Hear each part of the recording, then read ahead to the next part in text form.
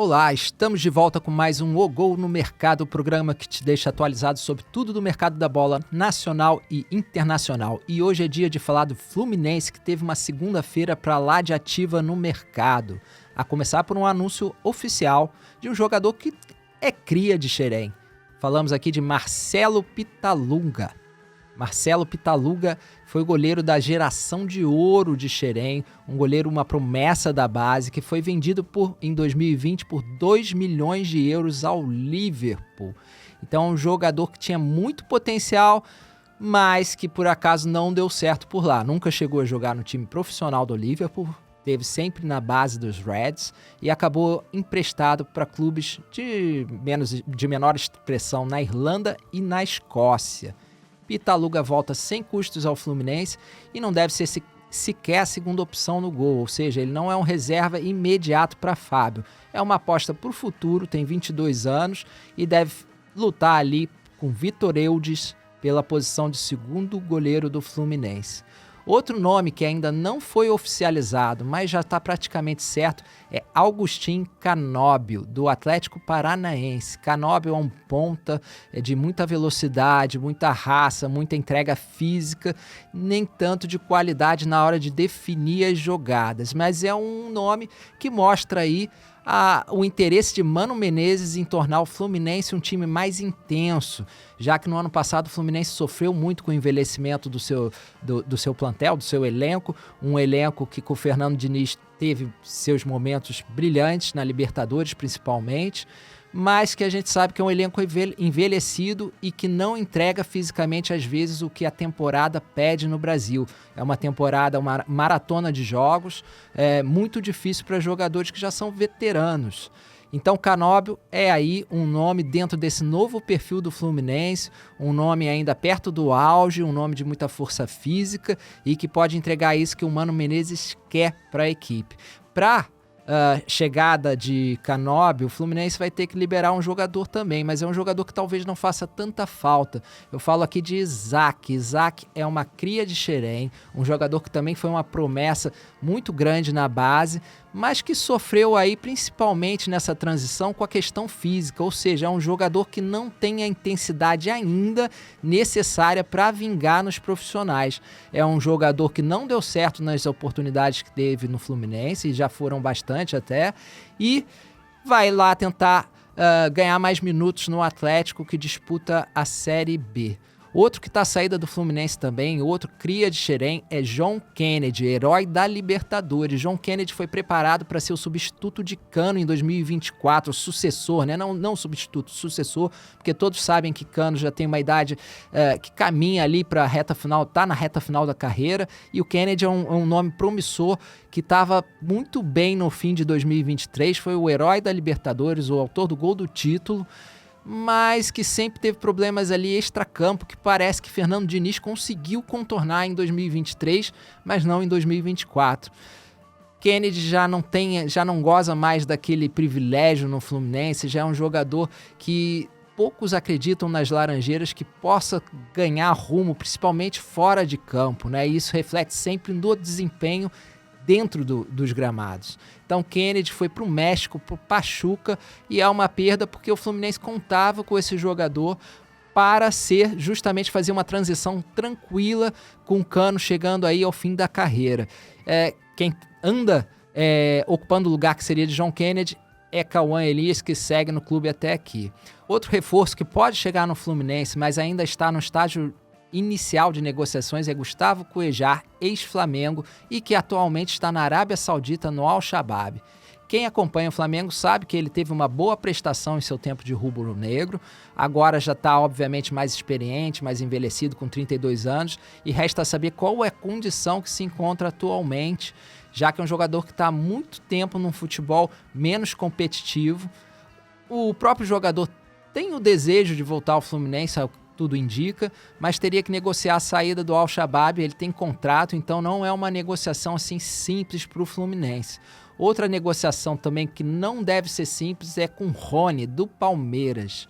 Rony é um jogador que fez história no Palmeiras, participou do bi da Libertadores, do bi do Campeonato Brasileiro e foi sempre muito importante. Mas no ano passado já começou a perder espaço e não é uma unanimidade. Aliás, nem nos melhores momentos ele foi exatamente uma unanimidade lá no Palmeiras. Então é um jogador que pode chegar ao Fluminense, pode chegar às Laranjeiras, mas certamente o Palmeiras vai querer uma compensação pesada para liberar o jogador. E ainda ali um concorrente que é o Atlético Mineiro. O Atlético também tem interesse em Rony para substituir Paulinho, que foi para o Palmeiras. Rony não é o único alvo do Atlético Mineiro para o ataque, nem é o principal. Na verdade, Arthur, atualmente no Zenit, é o nome que o Galo agora está indo atrás.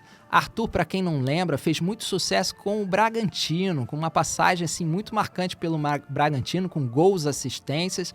É um jogador que contribui muito na bola parada, que tem uma capacidade criativa grande, mas também uma capacidade de definição.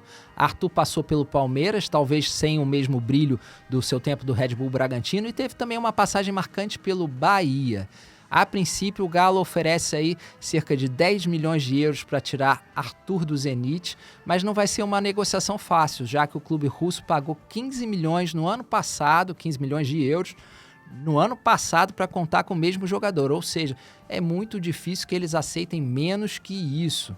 Embora Arthur não tenha lá brilhado tanto até aqui no Zenit e na Rússia, é um jogador que não tem repetido os seus tempos do Bragantino. Ainda em Belo Horizonte, o Cruzeiro também segue se movimentando. Aliás, o Cruzeiro não para e pode encerrar uma novela em breve, uma das maiores novelas até aqui no mercado, que é de Fabrício Bruno, zagueiro do Flamengo, e que está negociando com o Cruzeiro já tem um tempo aí, quase um mês, cerca de um mês. Fabrício Bruno é um jogador que teve proposta do futebol europeu no ano passado. Ele chegou a receber uma proposta de 15 milhões de euros do West Ham. O West Ham quis o jogador, o Flamengo até liberou porque era muita grana, mas o Fabrício Bruno é que voltou atrás e não teve ali um acordo com os Hammers salarial, queria ficar no Flamengo, foi campeão da Copa do Brasil, mas na final da Copa do Brasil já era reserva, ou seja, um jogador que perdeu espaço no segundo semestre e que agora já vê com outros olhos a possibilidade de sair do Flamengo. Fernando Diniz quer Fabrício Bruno e o Cruzeiro que precisa muito de um zagueiro, é uma das prioridades para o elenco, e oferece aí cerca de 40 milhões, que é muito abaixo do que o West Ham pretendia pagar no ano passado, mas que talvez seja o suficiente neste momento para convencer o Flamengo. Vale lembrar que o Cruzeiro já tem aí encaminhado outro zagueiro também, outro defensor que vem da Argentina, do Vélez Sarsfield, é o Valentim Gomes. Então, o Cruzeiro está se reforçando em um dos setores que era das prioridades para 2025, que era o do setor defensivo. Tem outra novela que está próxima do fim e é de Wendel, lateral esquerdo atualmente no Porto, de Portugal. Wendel tem um contrato pré-assinado agora para defender o São Paulo ao fim do seu acordo com o Porto no meio do ano. Ou seja, o tricolor paulista tem encaminhado a contratação de Wendel e ainda pretende ter o jogador em janeiro, mas essa negociação aí já é um pouquinho mais complexa porque o Porto pede uma compensação financeira e o São Paulo, que não vive lá o seu melhor momento financeiro, não quer pagar nada para o Wendel. O São Paulo quer sim oferecer jogadores e a proposta inicial era Moreira, lateral direito, emprestado por 18 meses. Essa era a proposta do São Paulo como compensação para ter o Wendel já em janeiro.